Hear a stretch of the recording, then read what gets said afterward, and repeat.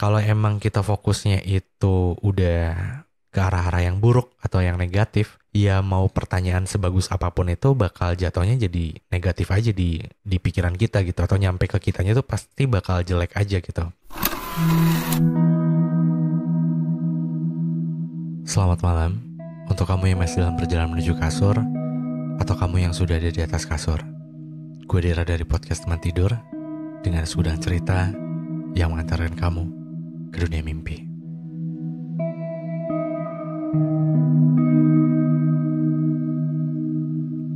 Hai, balik lagi bareng gue, Dera, di podcast Teman Tidur.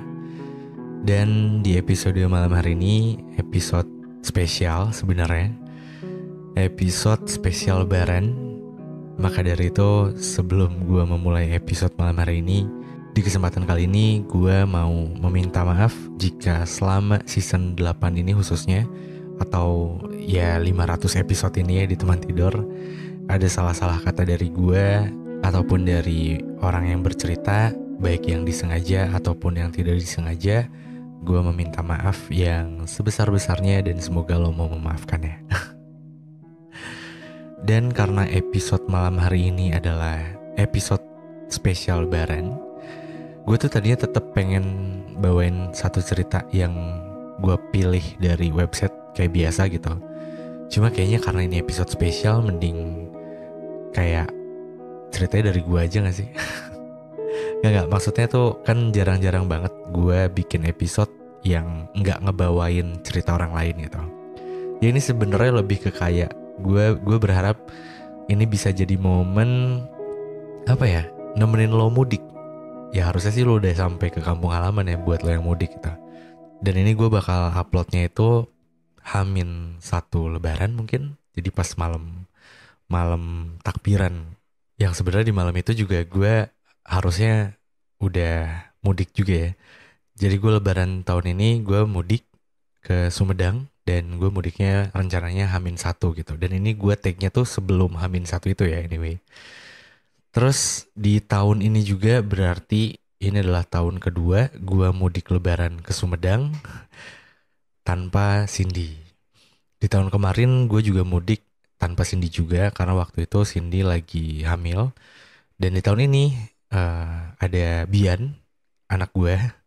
Dan itu masih kecil banget. Maksudnya belum 1 tahun gitu. Jadi kayak gue agak gimana kalau harus bawa ke kampung halaman.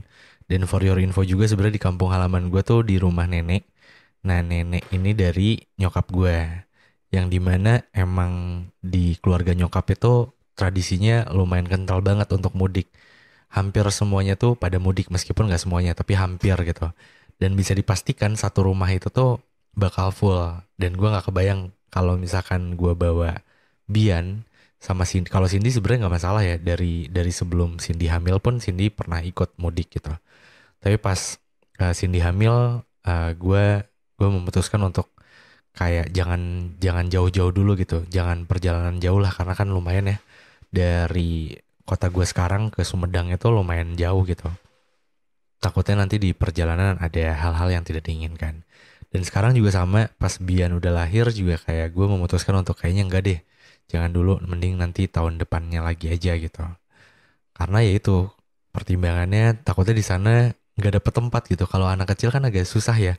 Kadang suka tidurnya nggak bisa kayak orang dewasa lah kayak gitu. Terus takutnya juga perbedaan cuaca yang bikin Bian nanti malah jadi rewel kan. Jadi nggak enak gitu momen Lebaran yang pengennya seru-seruan gitu, tapi malah jadi gimana gitu. Nah ini adalah Lebaran kedua gue mudik tanpa istri dan anak berarti. Tapi tahun ini doang kalau tanpa anak.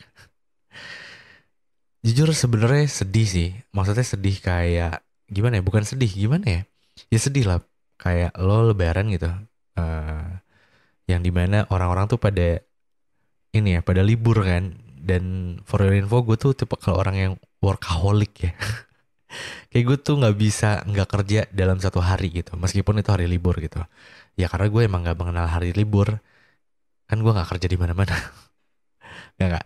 Sebenarnya gue kerja, tapi selain gue kerja di orang juga gue kan ada sesuatu yang gue kerjain gitu. Ya intinya di momen libur ini nih gue pengen lebih banyak menghabiskan waktu sama keluarga gitu. Maksudnya keluarga kecil gue ya, kayak gue, Cindy sama Bian gitu. Cuma di momen Lebaran ini gue harus melaksanakan tugas gue juga. Bukan melaksanakan tugas ya, lebih ke kayak tanggung jawab gue juga karena gue punya nyokap dan bokap udah nggak ada dari tahun 2015. Terus juga emang gue anak bungsu dan kebetulan juga emang cuma gue yang saat ini yang kebetulan apa ya, dikasih kesempatan waktu lebih lah ibaratnya buat bisa nganterin nyokap ke tempat mudiknya ke Sumedang, ke kampung halamannya gitu. Karena gue sebenarnya nggak tega aja ketika nyokap harus nyetir sendiri ke kampung halamannya. Nyokap kan di Cirebon ya. Cirebon ke Sumedang itu sekitar 3 jaman kalau normal gitu. Nah posisinya kan jalannya nanjak tuh. Kalau Sumedang kan agak ke atas gitu, dataran tinggi gitu. Sumedang tuh anyway kalau dari Cirebon tuh sebelum ke Bandung guys. Nah di situ tuh gue kayak mikir, ya pokoknya ini yang jadi pertimbangan gue kenapa pas gue udah nikah pun sama Cindy gue memutuskan untuk kayak lebaran di sana sama nyokap dulu gitu. Nanti udah dari sana baru lebaran di Kuningan, di kampung halamannya Cindy sama Bian karena Bian lahir di Kuningan juga.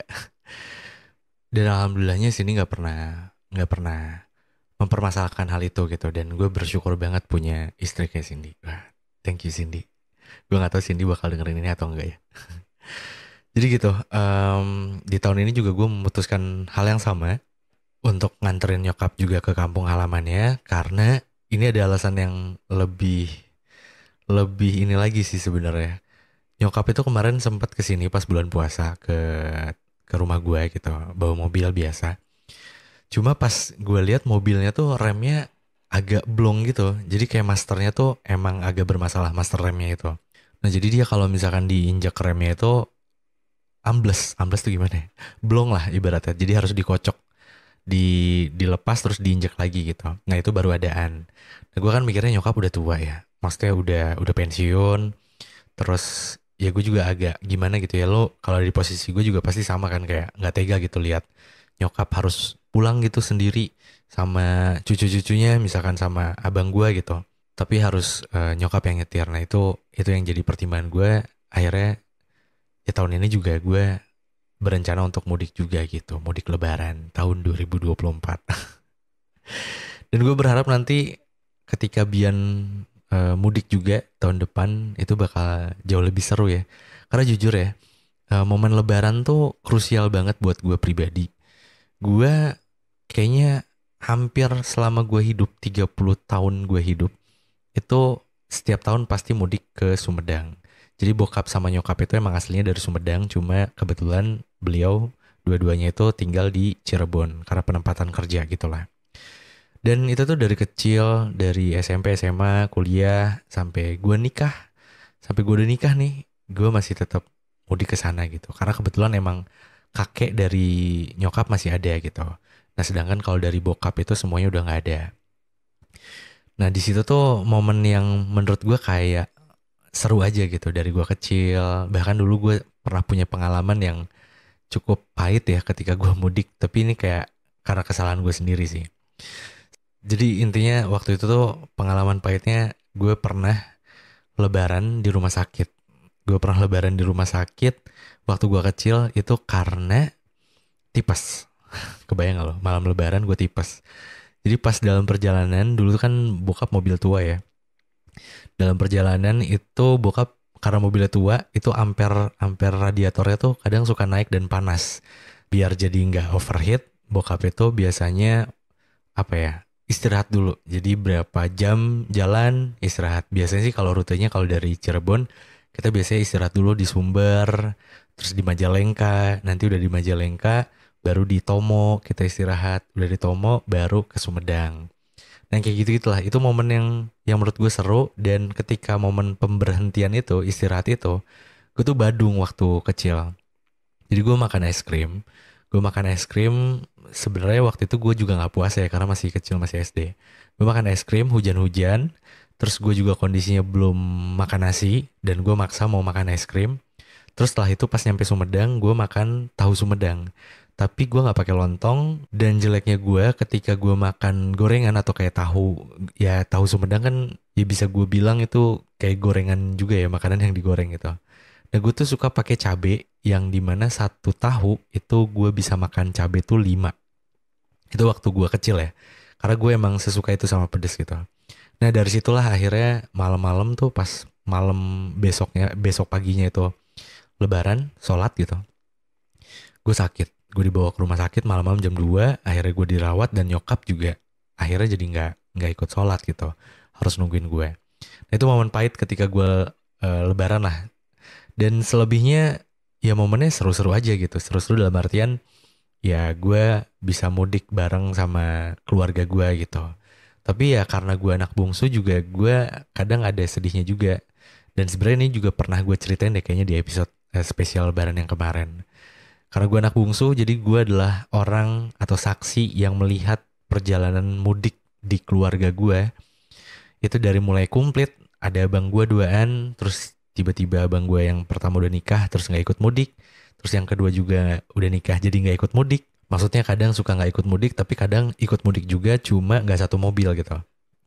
Nah itu pas di posisi gue bertiga, gue bokap sama nyokap, itu tuh gue posisinya udah kuliah gitu. Dan di situ gue udah bisa mobil, tapi belum dipercaya untuk keluar kota sama bokap. Tapi di momen terakhir ternyata di momen itu terakhir bokap itu mudik bareng sama gue juga sama nyokap. Itu dia bilang kayak nanti tahun depan kamu yang nyetir, kata bokap. Ya gue mikirnya kayak cuma sesimpel, oh ya udah gantian aja bokap di samping gue yang nyetir, nyokap di belakang gitu. Tapi ternyata nggak, pas di tahun selanjutnya ya beneran gue yang nyetir, tapi cuma berdua gue sama nyokap gue doang gitu. Nah itu tuh momen-momen tersedih juga sebenarnya di sepanjang momen Lebaran yang pernah gue alamin gitu. Dan dari situlah gue menganggap momen Lebaran itu buat gue pribadi kayak momen yang krusial banget gitu. Makanya sampai detik ini juga sebisa mungkin kalau gue bisa antar nyokap untuk mudik Lebaran, gue pasti bakal antar nyokap untuk mudik Lebaran gitu.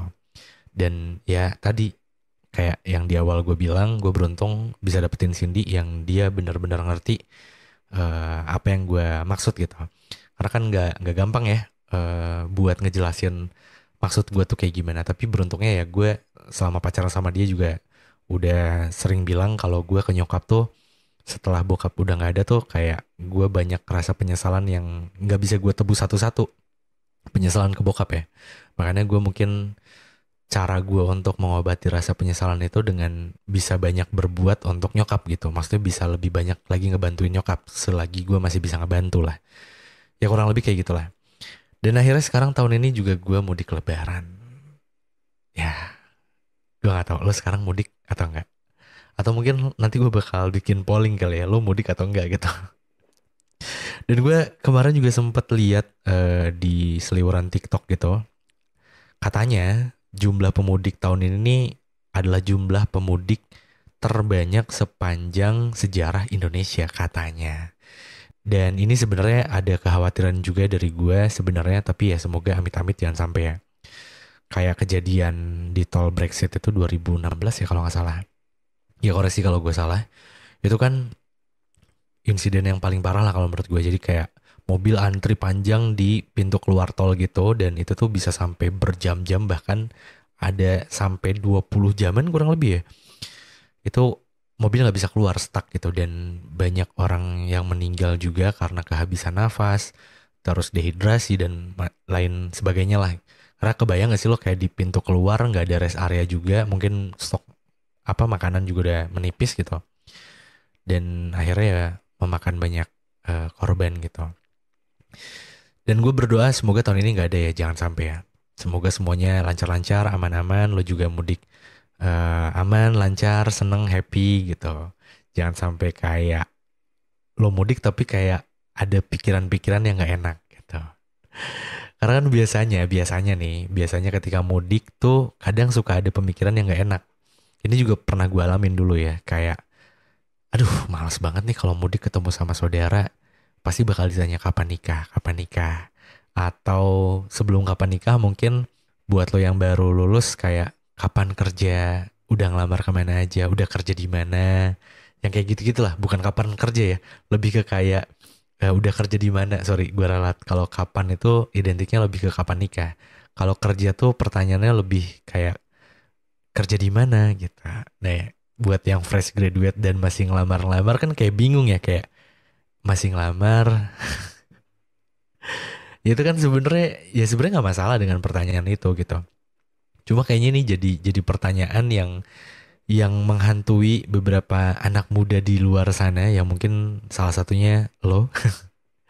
Itu kayak malas ditanya-tanya kayak gitu sama saudara. Tapi sebenarnya gue cuma mau mau ngebahas sedikit tentang pertanyaan-pertanyaan yang bisa jadi itu tuh ketakutan lo untuk mudik lebaran. Jadi kayak karena pertanyaan itu lo jadi malas untuk mudik, atau mungkin lo tetap mudik tapi lo berdiam diri di kamar gitu.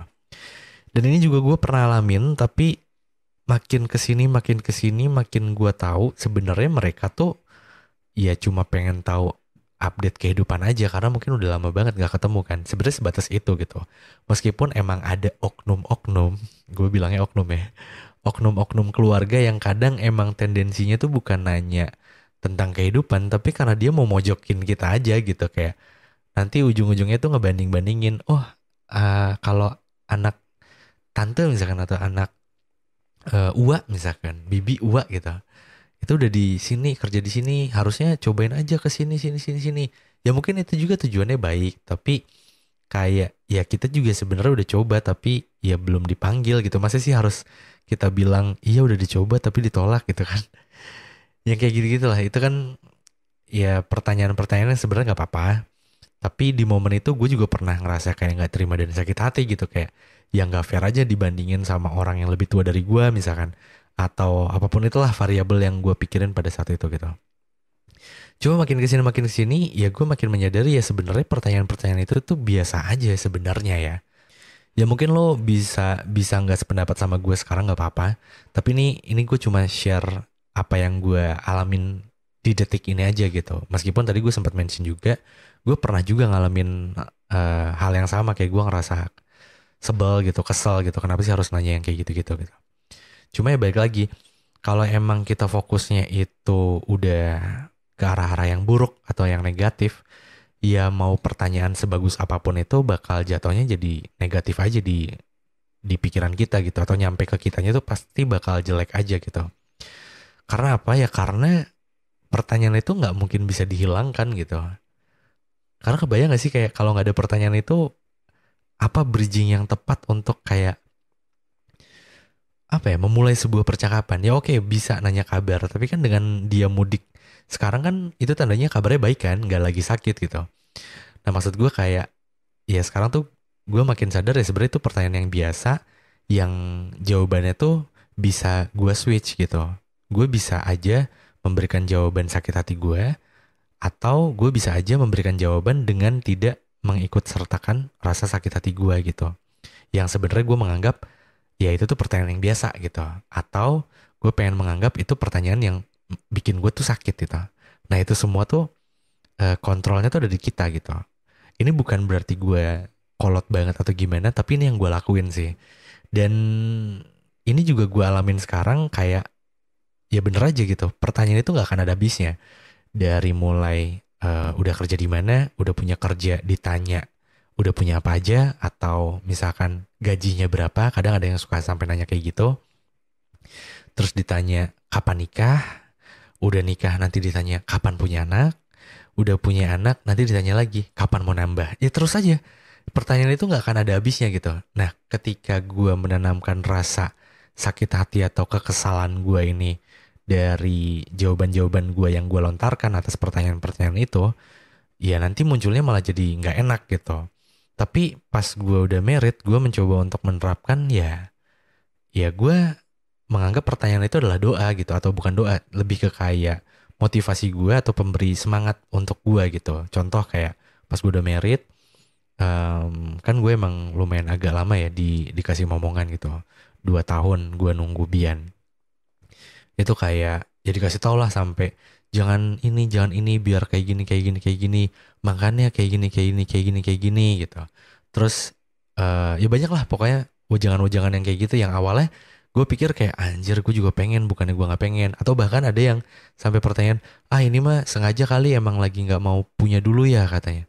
Anjir dalam hati, gue pengen ya, dalam hati kayak gue pengen cuma emang belum dikasih aja gimana gitu.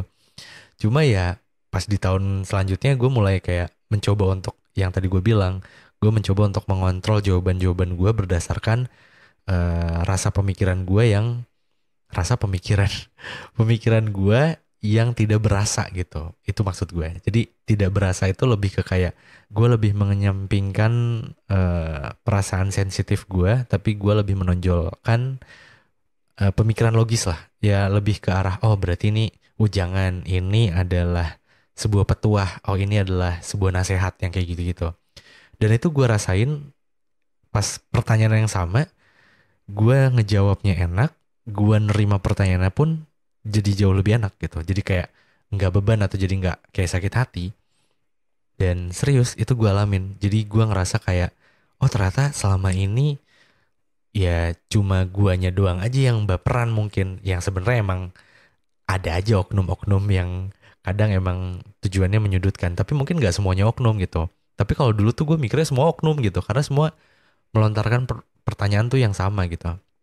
Tapi pada akhirnya ya sampai detik ini gue menganggap atau mencoba untuk menjawab pertanyaan itu ya berdasarkan logikanya aja gitu.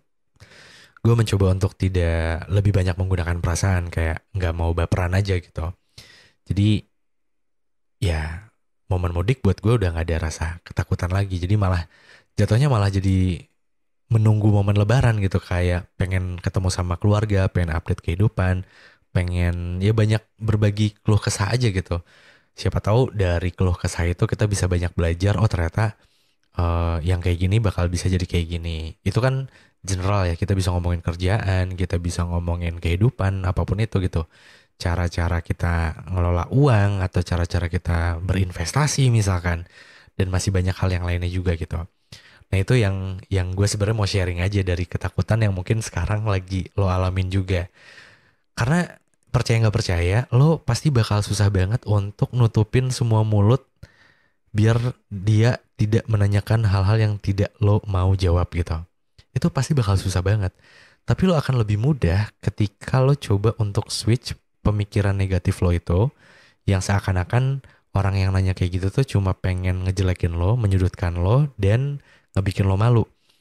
Padahal sebenarnya nggak semuanya kayak gitu. Bisa jadi ya itu tuh salah satu bantuan buat lo juga. Misalkan bisa jadi kayak saudara lo, om lo, terus ua misalkan bude, apa tuh bahasanya pade gitu. Itu punya kenalan yang dimana dia bisa ngebantu lo untuk kenalin ke temennya yang kebetulan dia apa kerja di perusahaan apa dan sebagai apa gitu. Bisa jadi kan jadi ordal ya nggak sih? Nggak bercanda. Maksudnya setidaknya bisa jadi tahu ada lowongan atau enggak di kerjaan itu kalau yang lowongan. Nah kalau misalkan yang masalah jodoh bisa jadi dia punya temen atau kerabat ya kan yang kebetulan anaknya masih single terus dikenalin. Nah untuk yang kayak gini-gini kalau menurut gue jangan sakit hati karena apa ya ya kita juga masa sih kita mau sakit hati sama sama niat baik orang lain gitu. Kan sebenarnya niat orang itu pengen memperkenalkan lo sama seseorang biar lo dapet jodoh gitu. Kan itu niat baik ya. Makanya lo jangan menganggap kayak wah ini ngejek gue jomblo atau gimana nih. Sangkanya gue nggak bisa nyari sendiri atau gimana. Bukan gitu.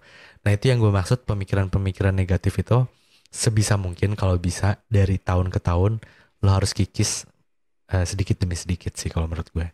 Karena jujur ketika gue mencoba untuk menerapkan itu semua, ya buat gue pribadi sih hidup jadi jauh lebih tenang, nggak terlalu banyak pikiran dan nggak terlalu banyak hal-hal yang harus gue pikirin atas sesuatu yang sebenarnya harusnya gue nggak pikirin juga gitu. Dan masih banyak yang harusnya gue pikirin gitu sih. Oke, dan mungkin itu aja sih sebenarnya gue cuma mau ngomongin ketakutan-ketakutan itu dan sebenarnya bakal bisa jadi panjang banget. Tapi mungkin karena ini waktunya terbatas juga dan gue juga ini udah deadline banget, udah mepet-mepet mau mudik juga. Sekali lagi gue mengucapkan selamat Lebaran buat lo yang merayakan Hari Raya Idul Fitri. Dan sekali lagi gue mengucapkan minal aizin wal faizin, mohon maaf lahir dan batin. Mungkin untuk episode malam hari ini dicukupkan sekian dan ini saatnya gue Dera pamit. Gue Dera dari podcast Teman Tidur dengan segudang cerita yang mengantarkan kamu ke dunia mimpi. Good night.